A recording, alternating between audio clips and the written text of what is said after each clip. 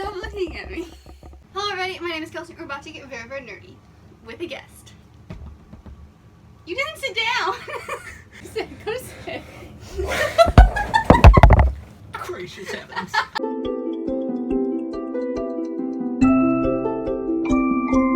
Hi guys, so I'm back. I've been gone for a long time, months, three months? Probably. Something like that. Anyway, so this is Chris. This is my husband. I can't believe I can say that now. It's really weird. I almost called you fiance for about 3 seconds. It's throwing me off. But yeah, so we got married last month, and that's why I've been away, because stress, but also like moving and stuff, and this one. And I'm so glad you guys get to meet him. But today I thought what we would do is we had something kind of bookish happen at our reception, so I thought we would talk about it. What we did is we had a book on every single table, and it was part of like the centerpiece, and they all meant something, so we thought we would go through all of them because we each have like a bunch of different ones. I think we had like 18 total or something, and there's only one that like really is like a combined book, so I thought we would go through and tell you what the books that we got, because I like lists.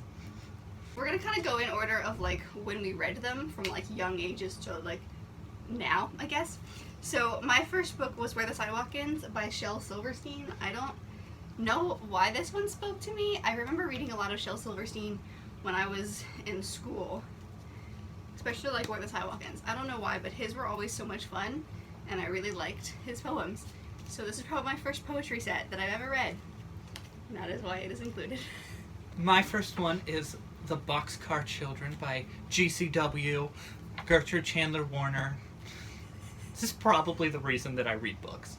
I love mysteries, and I really identified with these. Not gonna lie, I had a giant crush on Violet for years. And like, we're to the point now where like, they could not physically have done all of the things that they did while not aging. But anyhow, this was one of the first books I read. I did a book report on Gertrude Chandler Warner in elementary school. Like, we had to do a project on an author, and GC Dubs was definitely mine. My next one was Fahrenheit 451 by Ray Bradbury. I read this in 8th grade, I think, for class. It was one of the 3 like required readings, and I don't know why, but I just was obsessed with this book and needed it in my life. So this one it was about the same time as Boxcar Children. It's Mrs. Frisbee and the Rats of Nim. My mother, I think, read this book to me at first, and then I think I heard it in class one time in elementary school. It's just another one of those books that I grew up with that means a lot to me, and when we started doing this, I was like, this one has to be in there. So my next book was Burned by Ellen Hopkins. This one I read, oh my goodness, I was in high school, so I want to say I was in 10th grade. I knew a lot of her books were out, and I wanted to read a lot of them, and a lot of my friends were reading them, and I really liked the, lyrical way that she writes. I'm obsessed with that, you guys know. But this one, I think, was probably her most tame one, and we did it for a class project, and I fell in love with the book, and I read beyond what we were supposed to, because we were supposed to read it as like a group of 4, and then kept reading and were shocked, I know. So the next book that I had was Peter and the Starcatchers by Dave Barry and Ridley Pearson. This was another one that my mother started reading to us. I just noticed the pictures. I just noticed the pictures on the back, and that's wonderful. But my mother read this one to us, and she would read it like in the evening time, and evening couch time is my father's nap time. So he was snoring throughout. My brother was not as excited about it as I was. Finally, Mom got tired of reading it because Dad was asleep and Andrew wasn't paying attention, so I took it, and I think I finished it first. This is one of my favorites, and I keep trying to make her read it, and she won't read it. It's not true. So my next one was Inkheart by Cornelia Funk.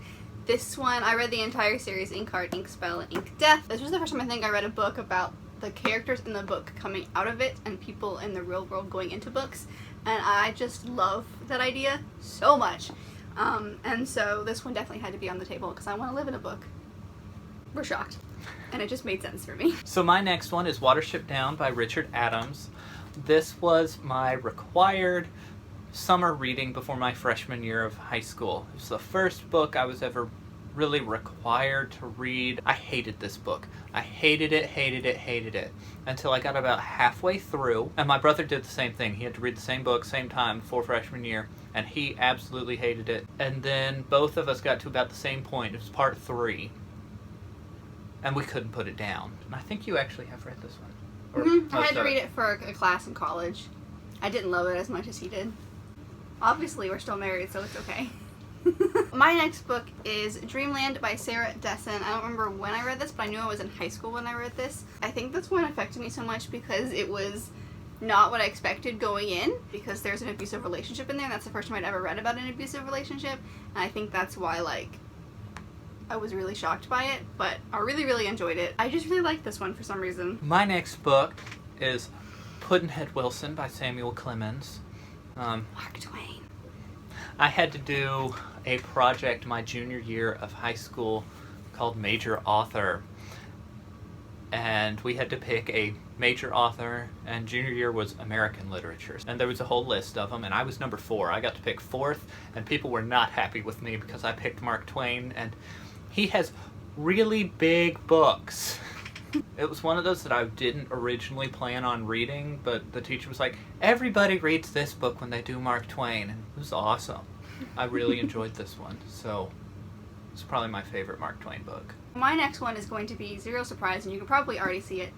Pride and Prejudice by Jane Austen. This was a required reading my summer before I was a senior in high school, but I knew I'd always wanted to read this one because I knew it was a classic, and I knew it was like one that I'd probably have to read eventually. It took me about halfway through the book to get into it. It was when Elizabeth and Darcy are together, like when he proposes for the first time and she says no thank you.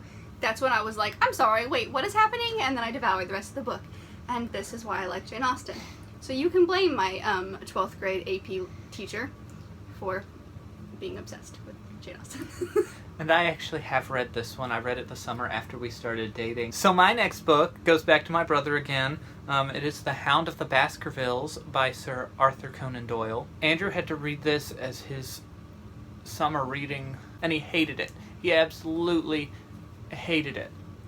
And so to prove a point, I downloaded it on my iPad to see if I could read the whole thing before he finished. Was not a good point to prove. Did not go over well. But I did read the whole thing before he finished, and I loved it. Sherlock Holmes was one of those that was always on my list of things I needed to read as someone that loves mysteries as much as I do. There's a theme here. His books are thin and mine are not. So my next book is The Host by Stephanie Meyer. Not a small book. I read this when I was a freshman in college. Was out of the Twilight phase by this point, and I was like, I don't want to read anything by her ever again. And then I saw the movie and was utterly obsessed, and therefore had to read the book, and it's one of my favorites. My next book is The Cuckoo's Calling by J.K. Rowling, who I just can't say her pen name's last name. I just can't. Robert Galbraith, I think is how you pronounce it. Maybe, I mean, it's a mystery, so really, was there that much question that J.K. Rowling plus mystery was going to equal a bad day? No. And like, I've started it, like, I don't know if you can see, but there's a bookmark in there that I like started it. I made it to 122. It's a Harry Potter bookmark. Is it really? That's the best thing I've seen all day. So one day I'm gonna finish it. I just need to get around to it. I think I bought this for you, too. I think you're right. So my next book is another Jane Austen. It is Persuasion. This and Pride and Prejudice have, like, equaled on my, like, favorites of hers. I don't know why, I really like this story. I love, like I've said, every time I've mentioned this book, I love the letter that Captain Wentworth writes at the end of it. It's my favorite thing that Jane Austen has ever written, and I just am obsessed with this book. So my last individual book is The Pelican Brief by John Grisham.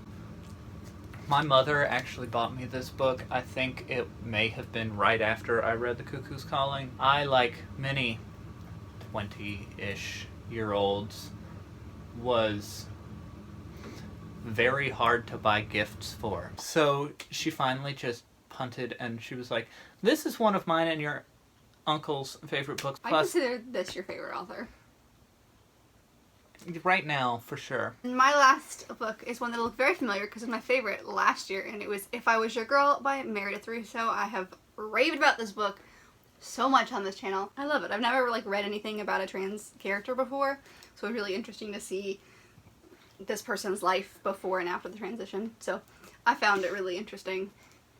So obviously it had to be in this list because I talked about it way too much. And then because we're terrible at math and didn't actually calculate correctly, and so I had less books than she did. So we picked a group book that was going to sit at our table, but then we misdid the math. So it sat at an actual table, and it is... Harry Potter and the Sorcerer's Stone. This is the Philosopher's Stone. This is the UK version that I have. But we got the hardback version to sit on one of the tables. But like, we both really like Harry Potter. I think I win. I think I like it a little bit more than you. I think you're right. But we both really like it. I was trying to think of like my favorite book and his favorite book in the series, and it ended up being the 6th one.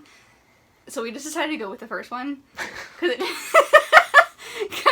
it was the start of the series and it made sense to me at the time. But anyway, so this is our combined book. So that's really about it. Those are our 18 books that we had at our wedding, because we are obsessed with books. There was lots of book things in the wedding. I don't know if you can see this, but behind my head is a giant book that's like shaped like a heart. It looks like this, and it's in like the shape of a heart, and the pages are folded, and my dad made this for us for the wedding. And it's just...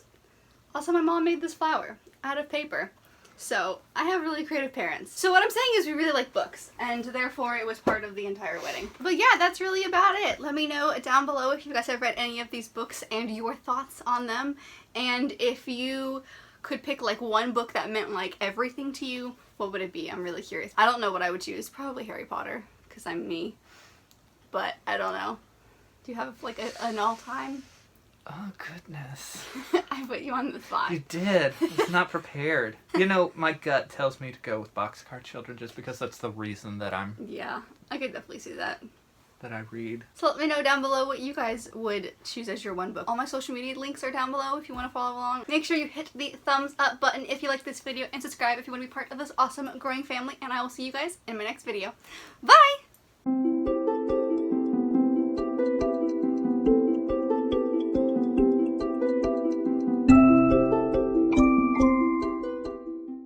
I don't think I ever said your name during that entire video. I'm Chris, BT Dubs.